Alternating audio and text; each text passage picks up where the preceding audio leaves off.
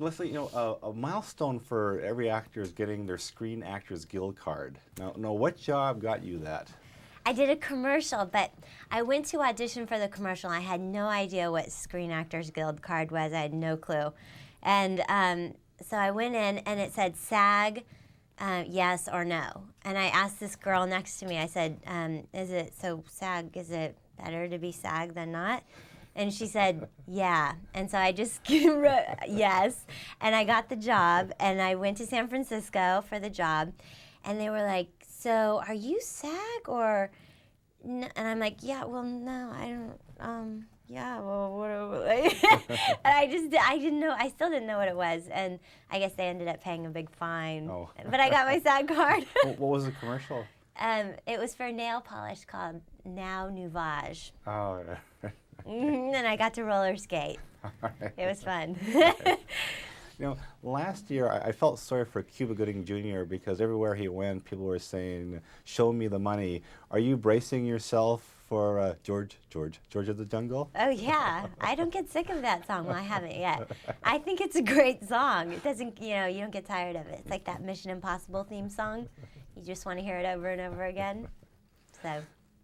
I didn't read the press notes until after I saw the film. I was amazed to find out that most of those sets were interiors. Yeah. When you first walked into that airplane factory and saw the sets, what was your reaction? It was much bigger than I had imagined. It was enormous. It's the size of 2 football fields and filled with jungle, like, plants and dirt and big huge trees in the treehouse. And it was, yeah, I was a little blown away at first, but then of course you get used to it. But you had to ride bikes from one end of the set to the other because it was so far. Oh. Yeah. Got a lot of exercise working on the movie. Yeah. And when you were first reading the script and you're flipping through the pages and you saw the things that you're going to be doing, what stunt did you dread coming up? What stunt did I dread? I didn't really think about that. I didn't think about it until I did it, and then I just sort of went along with it. It wasn't, it was a physical movie for me, but not as physical as, as it was for Brendan. And I just had fun. It was fun swinging from the vines. I had a good time. Well, how much preparation was there for that? Because I know it wasn't as easy as it looked. Well, they fit you for a flying suit. So they cover the whole, your hips and your legs with duct tape to fit you for the flying suit, and then they build the flying suit, and then they put you in it, and they hook you onto the vine, and they swing you. Okay. Well, what was an example of a bad take on the vines? A bad take on the vines? I didn't have. What Brendan's stunt double had a little fall off of the vine into a shallow pool. I think he hurt his nose. Other than that, though, everything went pretty smoothly. It was nice. It was just fun.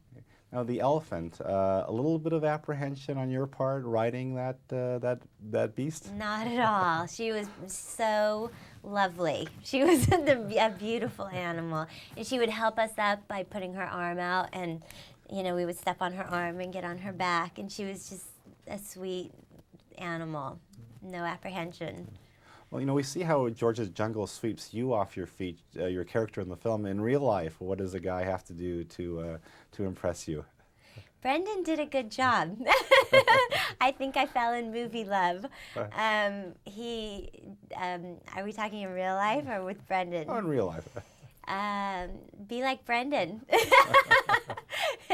He was just, so warm and sweet, and he has something else going on inside, and you can see it in his eyes, And a quick final question, did you ever feel sorry for him makeup-wise when people were coming over to him and spritzing him? And I did, yeah, because he didn't get to, wash up at all, because then he would wash all of his makeup off, and so he had to get dirty, and then he had all this makeup, and the dirt would stick to the makeup, and I think that was probably hard. I did feel a little bad for him, but he looks like a babe. It's okay.